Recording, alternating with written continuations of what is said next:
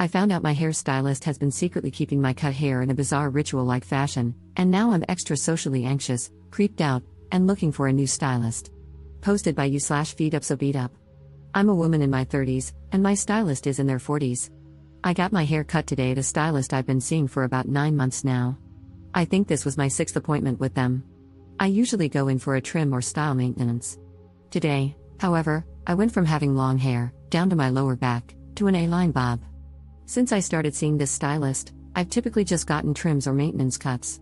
This time, it was a dramatic length adjustment, so they took a picture of the cut hair on the floor to post on their social media, intending to add before and after photos too. That's all totally fine and normal. They grabbed a broom, swept up the hair, and placed the dustpan on the counter for a bit. Again, normal. Then, they grabbed the broom and dustpan and headed to the back of the shop. They were gone for a few minutes, no big deal. After that, they went outside for a smoke break. But here's where it gets weird. The bathroom is in the back of the shop too. I needed to use it, so I headed to the back. On the way in, I didn't notice anything unusual. I used the bathroom and started to head back out, but then I noticed my name on a small, clear tote sitting on a table. It had no lid, and it contained my hair. At first, I didn't think much of it. But when I looked closer, I realized it wasn't just today's discarded hair. It looked like it had hair from at least a few of my previous trim sessions, mixed with potpourri? And maybe a little sand or something? There were also printed pictures of the cut hair with dates on them. The printer was sitting right next to the tote, and today's discarded hair photo was still in the tray. I didn't see any other containers like this when I looked around. It was freaking weird. I took a picture with my phone. Honestly, I didn't know what to think or do, so I just went back out to the salon. When the stylist came back in, I mentioned that I'd gone to the restroom, and they seemed to freak out a little but didn't say anything about it. I didn't know how to handle the situation, so I just let them finish styling my hair, paid, and left.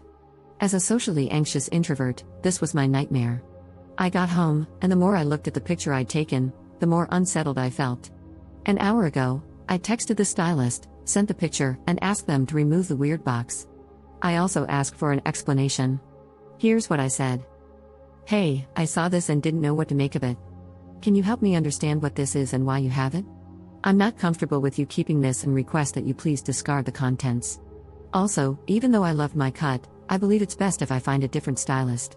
They haven't responded. Lol, WTF? Update 1 week later. It's been about a week, and with the holiday, I've been all over the place, but I ended up going to law enforcement to make a report last Monday. I'll likely end up going back if this person keeps contacting me like they have been. Here's a little timeline. Last Saturday, got a haircut and discovered the weird tub full of my hair, texted the stylist about the weird tub and said I'd be finding a new stylist. The hairstylist didn't respond. This is where I left off in the last post. A lot has happened since then.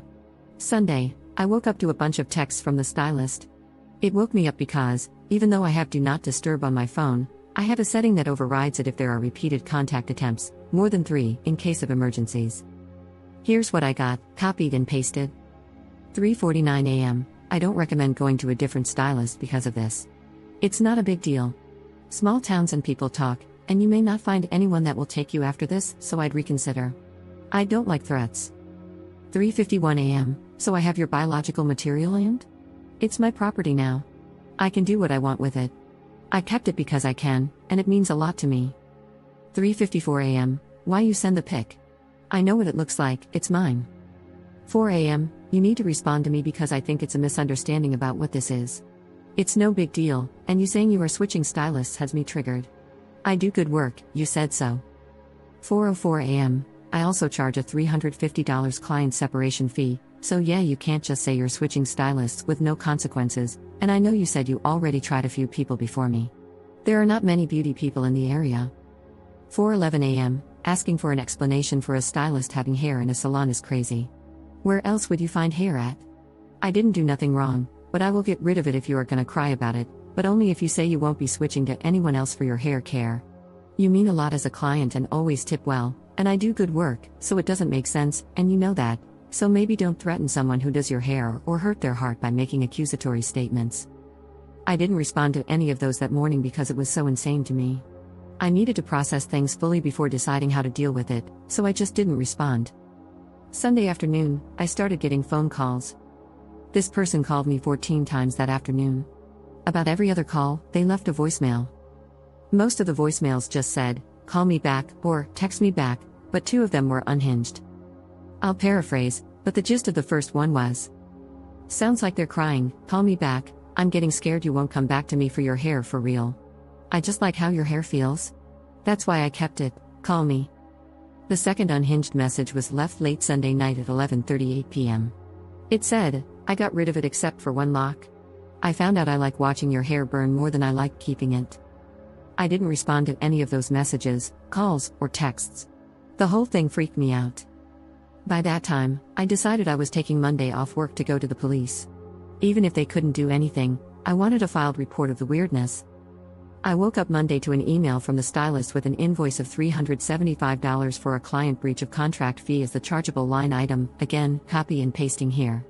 The email body was just, "For being a BTCH." It was sent from their business email too, so they're really doing everything they can to ruin themselves. Even if I had a contract with this person, which I don't, the original amount was $350. They can't even get their extortion fees right. I emailed them back, stating that we had no contract and to cease all further communication with me from this point forward. I got ready and started heading to the police station around 9:45 Monday morning. I live in a rural area, so there are portions of my drive to and from our main town that don't have cell reception. When I finally got to town, I had 4 voicemails. I knew immediately who they were from. I talked to one of the officers on staff. They took my statement, a copy of the email, and asked me to forward all the texts and screenshots of the number of calls. They said, at the least, the calls and texts could be considered menacing and harassment. But the voicemail where they mentioned how they liked burning my hair was potentially concerning. The officer advised me to contact a legal representative in case this person tries to take the bogus invoice to civil court. They also said I'm welcome to change my number, but having piling evidence if they continue to contact me after I explicitly told them not to in the email would only help me. I reached out to a lawyer Tuesday and left a detailed message regarding the situation. They're apparently out of the office until next Wednesday for the holiday, so we'll see if they have any advice. Since then, I've received many texts and calls from the stylist. They even sent a happy Thanksgiving text on Thursday morning. Regardless, they are giving me a lot of evidentiary material to work with, but I'm so unsettled. I can't wait to hear from the lawyer this week. Second update 1 week later. Firstly, I am okay and safe for now. The person has continued to contact me regularly via phone and email. I do have personal protection that I'm comfortable with and can wield accurately. However, I'm nearly certain this person does not know where I live, so I don't anticipate any type of confrontation here. Our house and property have complete camera coverage as well. If anyone or anything shows up, we're well aware. I will be posting a more in-depth update, including more texts and emails up to this point and details regarding a specific incident that happened on Friday, on Tuesday. I have an appointment to speak with another officer then to discuss the potential for criminal action and legal consequences for the stylist as a result. Thank you all for your concern and the validation that this is absolutely insane. I'll leave you with a text from this past week, one I think you'll all enjoy. Maybe use as a model of how not to make friends. Once again copied/pasted. 5:12 a.m. December 4th, 2024, don't never say never. You're never coming back, don't make me laugh. I don't want you back. You can beg me though, might help. Third update 4 days later. Sorry for the delay. I think I mentioned before that I'm a processor, so it takes me a while to work through my thoughts and feelings on things. This situation and update may not be as satisfying as many had hoped, but here it goes. I met with law enforcement again this past Tuesday. My husband and I drove over early that morning because I was also meeting with the lawyer I'm working with. Aside from the near constant texts, calls, and emails, I wanted to pursue legal action for a specific issue. Allegedly, the stylist had tried to have my credit card canceled. Apparently, they used the last 4 digits of my card, called the customer service line for the card, and attempted to cancel it. I got a call from the fraud department shortly after this person made the attempt. They were trying to verify if I actually wanted to close my account and dissolve my credit line with them. To be clear, the stylist was not successful in their alleged attempt. They couldn't provide the basic information needed for such actions, like my actual last name, it's unusual, and they gave a name that was almost similar, date of birth, address, etc. Apparently, they thought they could accomplish this with just my name, phone number, and the last 4 digits of the card number. I didn't cancel the card but did request a new one for obvious reasons. I had no clue why they would want to cancel my card.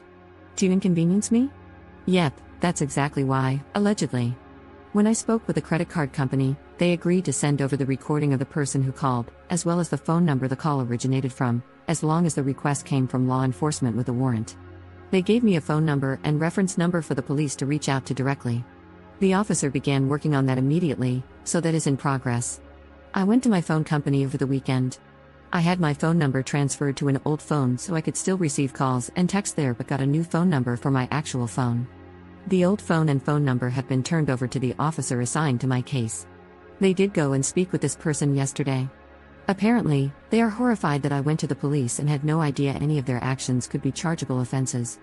According to the officer, there have been no further communications via text or call since their visit, and I haven't received any other emails.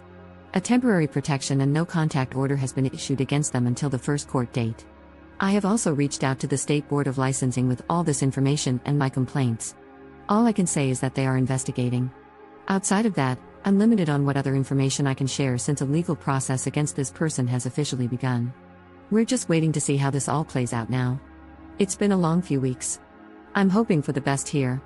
I'm already so relieved to no longer be getting calls, texts, or emails constantly. Thank you for all the concern, advice, and good wishes. This was meant to be an outlet for me to vent and process, and I'm so grateful that you have allowed me to do that with a huge amount of support you've given.